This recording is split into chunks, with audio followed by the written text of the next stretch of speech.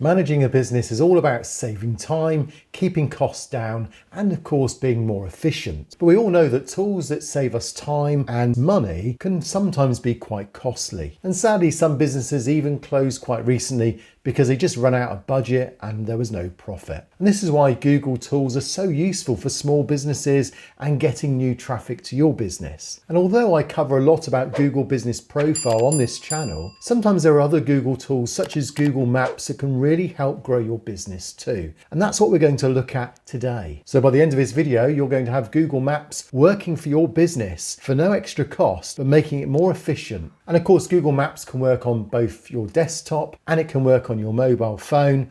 And if you've got a Google account, which you probably already have, then it's there for free to take advantage of. So 7 tips now that are going to help your business grow using Google Maps in the coming few weeks ahead. So let's jump onto the computer now and I'll show you how to do it on your mobile and on your desktop. So it could be that you have to visit several customers in a day. It could be you're a window cleaner and you want to see how much time was spent at certain areas and certain venues. It could be that you had a few business meetings and you have to fill out some timesheets. If that's the case, then there's no problem. Then all you do is you click on timeline by going to the 3 bars on menu. You go to your timeline. You then pick the time of day it was, and then you can see all the various points and what times you were there, and you can go through them as well and see where you visited. There you get exact times and dates and exactly how long you were there for. And this is great if you just want to fill out some timesheets. So it just makes it really simple to keep a timesheet for your ventures out for business. And here I'm doing the same on the mobile. So if I click on timeline, I can pick the date and the time and exactly when it happened. And then that shows me again exactly the same information, but it works on a mobile. Now what happens if you have to make a business call, but it's with someone on the other side of the world and you're not sure what their time zones are, or maybe you need to make a couple of business calls and you're trying to work out when would be the right time to catch both these people on Zoom or on Skype? Well, there's a really easy way using Google Maps to just get the time zone and know exactly what the time is to this particular moment now if you're going to give them a call. Let me show you how to do this. So I'm on Google Maps and I'm going to phone someone, let's say the other side of the globe in the Bahamas. I've got a business call there. So if I just click on the Bahamas and let's say particular, it's Standard Creek is where they are. So you click on that. And as soon as you've then clicked on the area, you notice here it just tells you the exact time. So for me, the local time is 12:12. For them, it's 8:12. So it's 4 hours behind. And so if I was to call them now, would they be up? Would it be a business time? Maybe I need to wait another hour before I give them a call. So we're exactly the same on Google Maps on a mobile. You just go to, so if I just click on the Bahamas, it's Standard Creek is where they are. So you click on that.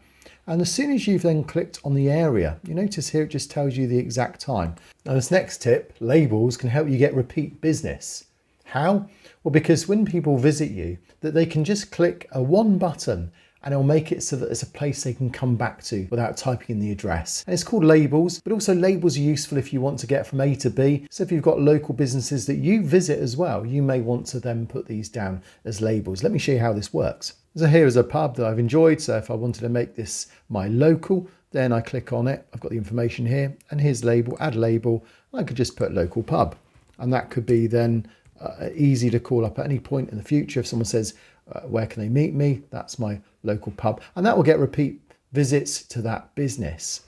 But let me show you how this then works. If I go to labels themselves, and there then you get a list of all these labels. 2 by default, where you fill in your home and your work. So you can set your work address. If I type in local pub, you notice it then, because it's labeled, it comes up at the top. And I can do that. And say I wanted to get directions from there for my home, then I can just do directions and then I can click on my location or my home. And of course, labels will come up here as well. So really useful if you just want to get from A to B. And of course, labels work just as well if you go to mobiles. And again, you can get a business, adding a label. So I click on your places, that brings up labels, and on labels there, then you can just do a search or you can just go from A to B, places you visited, you can add labels as well, and so on. Now the next tip is a clever integration between Google Calendar and Google Maps. So if you've got a few venues on your maps already, you can just call them up quite quickly in Google Calendar. Let me show you how this works. So quite straightforward really. Let's just imagine that I've got a meeting at 10 o'clock in a few weeks time. So I can click on there and you just notice add Google Meet video conferencing. So you can add a conferencing information there, but you've also got add location. Now, how do you know how to add a location? Well, you click on that and you could just put the location in. But here's the tip, here's the quicker way. If you click on the right-hand side maps, and then if you find the location you want, so you can go to, say we've got a meeting here in Yeovil, and you can perhaps even type in, maybe you've saved it as a label already. Maybe it's a local pub, we're going to meet there. Let's click on that. And then all you need to do is you can take a copy of anything. So for example, if you wanted their website, copy that. If you wanted their address, copy that. Let's take that, copy address. So this meeting at 10 o'clock, all I need to do now is just copy and paste that in there. But I know it's right. I can press save. And then if I go back to that now, I can send that out to the various people. If I go back, I can show you how it works as well, because under there now, they've got the location, but they can click on that and it will then take them straight to the map. And then they can then, of course, send the directions to their mobile and get to the exact place that they want to from wherever they're coming from. So a great little way, you can do it on mobiles as well, where you can send the information and share the event through Google Calendars. Exactly the same information, but it works on a mobile. And then if I go back to that now, I can send that out to the various people. If I go back, I can show you how it works as well, because under there now, they've got the location, but they can click on that. So next time you're out and about on a business trip, get your mobile out and remember some of these tricks. You're probably familiar with Street View, but there's another little thing you may need to know. Now, there's an account once where there was an insurance claim, and it was all to do with a manhole cover. So it was in this type of area where a manhole cover was repaired, and yet a person claimed that it was in need of repair and an accident had been caused because of it. And it's just interesting, you can go back through time. So as you go back through time, you can see at what point was that. So if I click on here, you can see I go back to that, it was still in place. If I go back again to another year, and again, I can see. So you've got a historical data of all the places that are visited. And there was a proof then in court of how a certain manhole cover had caused an accident. And it can be proven through the fact that there's this history that goes right back to 2008. So, you know, if you're looking at this type of thing, you can look back and see at what point it was in bad repair. Let's imagine though you wanted to open a business and you wanted to know if the area is up and coming, and people are saying it is, but how can you prove it through Google Maps and get an idea of how things have grown in recent few years? Well, again, this comes down to this great Street View history. So I can show you here, we've got currently showing the last time that Google cameras were down the road, and it looks up and coming. People are saying it's up and coming, but is it really? Has it changed in the last, say, 10 years? You can go back and you can go back to, say, looking here, so you can see what's changed. In fact, if you go back a bit further here, you can see that originally an old car park has now changed. So yeah, it's up and coming. You can see that things have been invested in this area. Holiday Inn now. Let's go back. And it wasn't then. So there definitely has been investment in this area. You need to decide, is that going to be enough for you to make an informed decision? So what happens if you need to meet someone somewhere in particular and you just want to get them to find you where you are? Well, you want to send them directions to exactly where you are. Well, it's pretty straightforward. On a mobile, you can just tap the area you are, and then there it says you can share place, and you click that and it just literally sends it.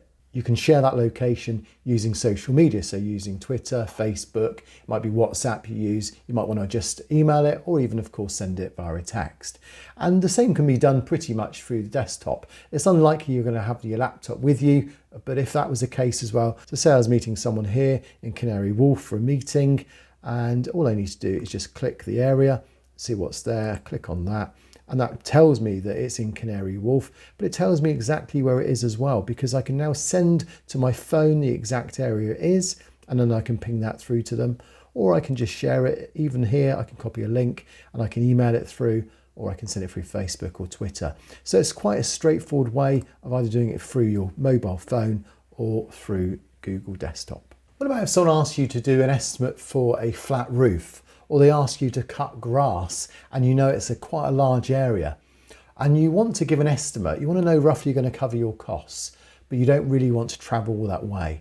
Well, Google gives you measuring tools as well. So let me show you how to do that. So you find the place, let's imagine that we're going to flat roof this. And all I need to do is just click on one of the points there, measure distance, and then just literally click on the next point and the next point. And this tells you the total area and the total distance. And that's just helpful, isn't it? If you just wanted to work out some square footage. Another thing you can do, if you had to walk somewhere and you only had a limited amount of time to get from A to B, say you wanted to walk through Regent's Park, again, you might just want to use that as an opportunity. So if you're coming in from this angle here, so you might just want to, again, use measure distance and put it there. And then you can say, well, I was going to walk, literally click to here, you walk around there.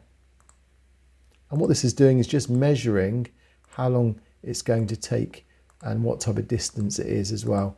So you might want to follow that process. You can work out how long that will take you. But the problem is there's lots of competition, and I'm sure you found that in your local SEO efforts. So if you've added your business to Google Maps and you still want to get traffic, there's a great way you can use your competition to become a benchmark for you to then beat it.